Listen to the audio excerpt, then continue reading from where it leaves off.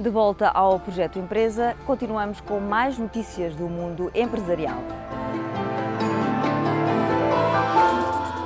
É sueca, considerada uma das maiores empresas mundiais, e os números estão à vista. Foi mais um ano de sucesso para o grupo IKEA em termos globais. Foi um ano em que nós conseguimos terminar com um desenvolvimento em termos de vendas bastante favorável, cerca de 27 mil milhões de euros em termos globais, o que significa um incremento de aproximadamente 9,5% face ao ano anterior. Abrimos mais 11 unidades em todo o mundo, aos quais há a crescer rebuildings ou, enfim, reformulações e desenvolvimentos em lojas já existentes. O sonho começou a nascer em 1931, na cidade de Estocolmo, quando o jovem Egvar Kamprad, com apenas 5 anos, decidiu vender caixas de fósforos, canetas e postais de Natal de porta em porta, montado na sua bicicleta. Tinha percebido o seu talento natural para vender. Aos 11 anos, passou a negociar sementes de flores de jardim e, aos 17, abriu uma empresa. A IKEA resulta da junção das iniciais do seu nome, da aldeia onde nasceu e da vila onde vivia. Baixo preço foi e continua a ser a imagem de marca. Nós pretendemos chegar à maioria das pessoas e, desde sempre, queremos criar uma oferta que seja atrativa em termos de design, em termos de qualidade e em termos de preço. Desde que abrimos a primeira unidade em Alfragide em 2004, nós reduzimos os nossos preços em aproximadamente 18%. E hoje, quando há menos dinheiro na economia, é preciso procurar formas de atrair os clientes e, ao mesmo tempo, assegurar que o impacto nas margens é o menor possível. Estamos, de alguma forma, a colmatar através de distintas formas de trabalharmos com os nossos produtos, de investimentos no desenvolvimento de novas soluções. Posso lhe dar um exemplo que também está associado, de alguma forma, enfim, à nossa política de sustentabilidade, com o facto de nós transportarmos os artigos das nossas lojas em paletes de cartão. Deixámos de trabalhar praticamente com paletes de madeira. O que é que isto implica? Essencialmente duas implicações diretas. Uma sobre o ponto de vista do custo do transporte, em que somos muito mais eficientes porque conseguimos transportar muito mais quantidade com os mesmos recursos. Por outro lado, do ponto de vista ambiental, onde não existe o impacto, naturalmente, da madeira que é utilizada no transporte desses mesmos artigos. Uma estratégia que não exclui as boas parcerias com o tecido empresarial português. Temos esta tradição de compra no mercado português, sim, e esta tradição de compra posso-lhe acrescentar que no ano passado se traduziu em aproximadamente 200 milhões de euros que foram adquiridos ou produzidos em Portugal e cujo destino, na sua grande maioria, acima de 90%, se destina à exportação. Sobre as alterações no comportamento dos consumidores, não há dúvidas.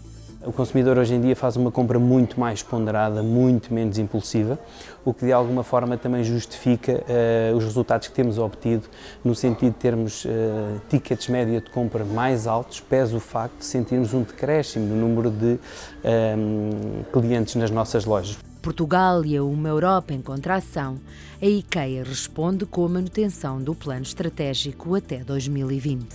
Estamos a falar de aproximadamente 1.100 milhões de euros, um investimento total da IKEA em Portugal. Naturalmente que parte deste montante já foi investido, ou grande parte, diria que aproximadamente 50% já foi investido até à data, mas pretendemos estender a nossa operação em Portugal e, enfim, levar a bom porto o nosso plano de expansão, de conseguirmos ter 7 lojas no total, as fábricas, associarmos sempre que possível as lojas, como referi também, a centros comerciais ou unidades comerciais de apoio, digamos assim, mas mantém-se o nosso plano de expansão.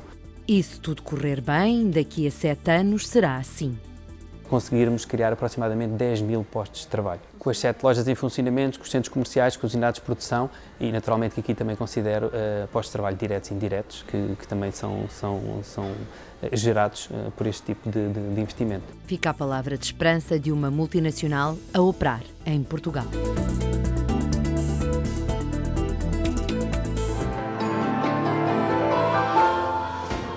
Depois das fusões da Delta com a Western em 2008 e da United com a Continental em 2011, É a vez da US Airways fundir com a American Airlines, esta última em processo de falência e de reestruturação.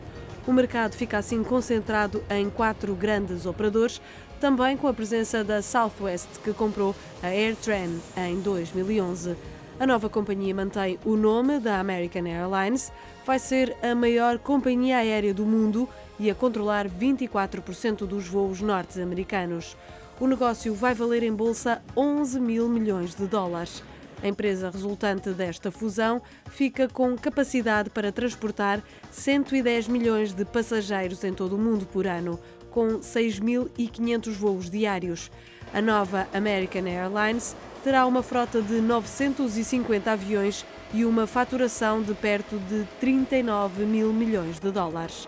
O acordo de fusão tem agora de ser ratificado pelo Tribunal de Falências, que acompanha a reestruturação da American Airlines, e receber o aval das autoridades anti-monopólio do Departamento de Justiça. Doug Parker, o atual administrador da US Airways, vai dirigir a nova companhia, e Tom Horton, presidente executivo da American Airlines, ficará com o título de chairman. A nova estrutura ficará dividida pelos acionistas das duas companhias, 72% com os acionistas da American Airlines e 28% com os da US Airways. Ficou ainda acordado que a nova companhia deixa de pertencer à Star Alliance e passa a integrar a One World, reforçando assim a aliança com a British Airways e com a Iberia. Alda Martins traz-nos o consultório empresarial com o fiscalista Diogo Bernardo Monteiro. As novas regras de faturação aplicáveis desde 1 de janeiro de 2013 continuam a levantar algumas dúvidas, nomeadamente a forma como são debitadas as despesas aos clientes. É exatamente sobre este tema que falamos hoje no consultório empresarial. Olá, Diogo Bernardo Monteiro. Olá, Alda. Vamos começar por perceber quais são estas alterações que estão aqui em causa. Estão aqui subjacentes. Bom, desde 1 de janeiro de 2013 houve aqui uma alteração na legislação fiscal. Quando antigamente se falava sempre em faturas e documentos equivalentes, passou-se a falar apenas nas faturas.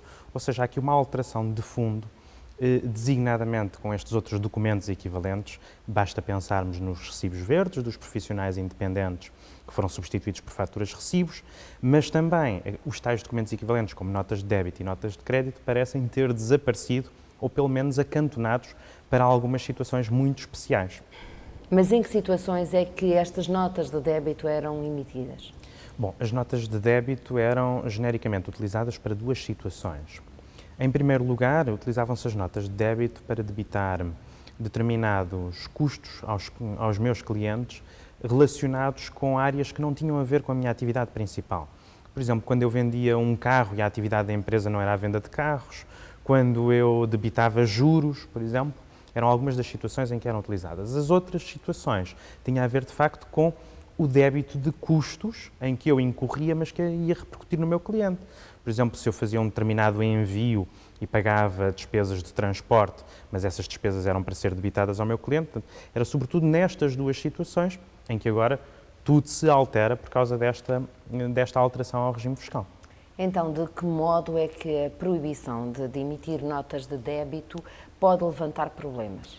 Bom, levanta problemas porque é necessário saber, então, se eu não posso emitir notas de débito, exceto em situações excepcionais, o que é que eu posso, então, que documentos é que eu devo emitir nestes exemplos que demos? Bom, em primeiro lugar, está claro que eu devo emitir sempre uma fatura, mesmo quando estou a fazer vendas de bens ou prestações de serviços que estão fora do âmbito da atividade normal, o tal exemplo do carro que falávamos há pouco. Também deverei emitir uma fatura quando eu estou a debitar despesas ao meu cliente, mas que são despesas em que o fornecedor emitiu um documento em meu nome. Por exemplo, naquele caso dos transportes, se a fatura do transporte vinha em meu nome, em nome da minha empresa, e eu vou debitar ao meu cliente, também devo, nessa situação, emitir uma fatura. Coloca-se então a dúvida de, quando a despesa vem em nome do meu cliente, como é que eu vou fazer repercutir essa despesa para o meu cliente, na medida em que já não posso emitir notas de débito. Então, mas qual é que seria o procedimento correto ao abrigo da nova lei?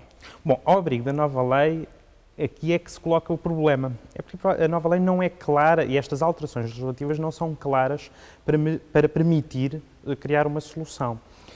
Por exemplo, temos algumas informações contraditórias da Administração Fiscal em que parecem apontar para a emissão de uma fatura, mas a verdade é que isso não faz sentido, porque as faturas servem para registar proveitos e eu, naquele caso, não tenho proveito nenhum.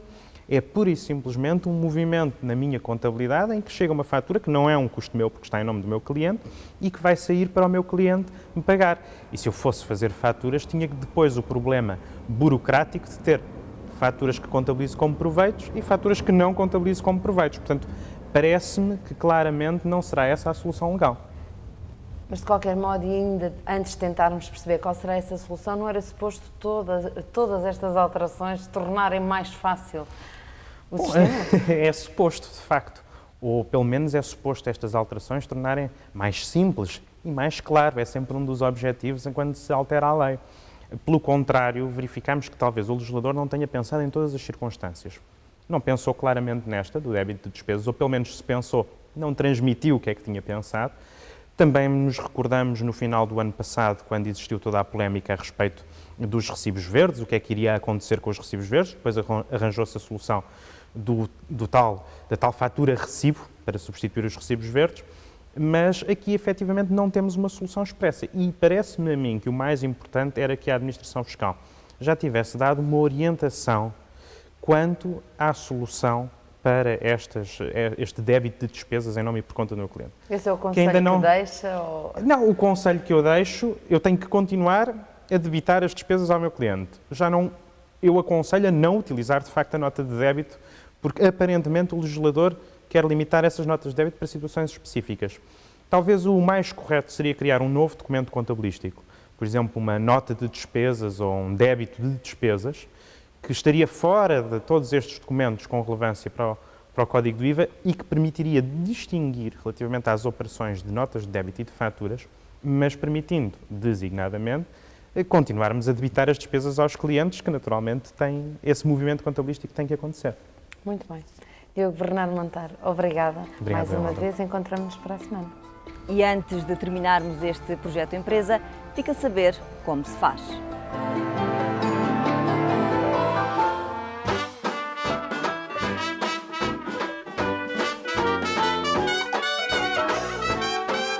Está com toda a certeza entre as melhores invenções humanas e desde muito cedo foi considerado um objeto de moda capaz até de definir o extrato social de quem o usava.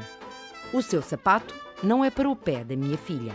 É uma das famosas frases que imortaliza este objeto, referindo-se às fracas posses do pretendente a casar com alguém de uma família abastada.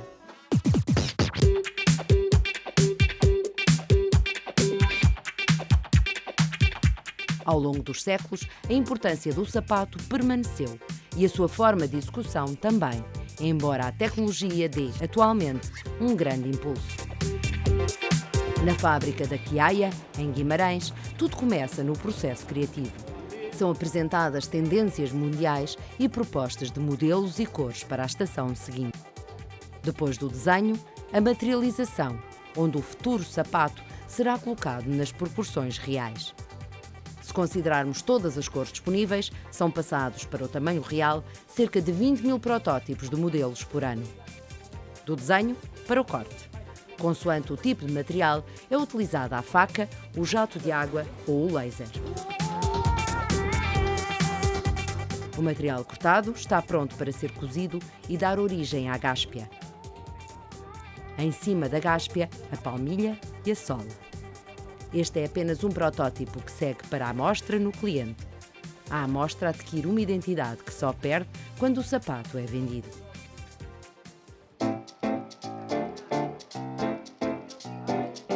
E como uma imagem vale mais que 1000 palavras, estes protótipos precisam de ser vistos.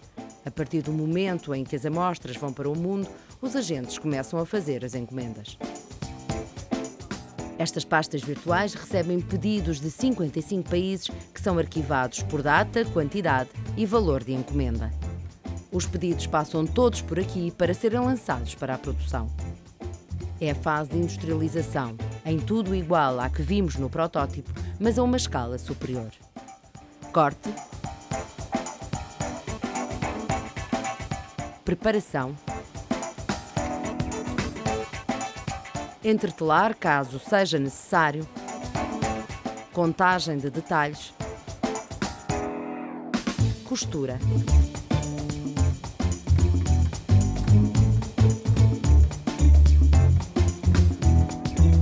Montagem.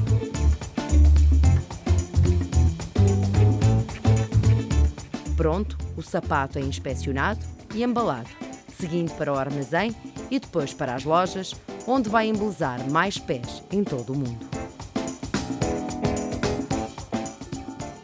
Termina aqui o projeto Empresa, já sabe, mostramos-lhe o que andam a fazer as nossas empresas, damos-lhe a conhecer os empresários. Até ao próximo programa.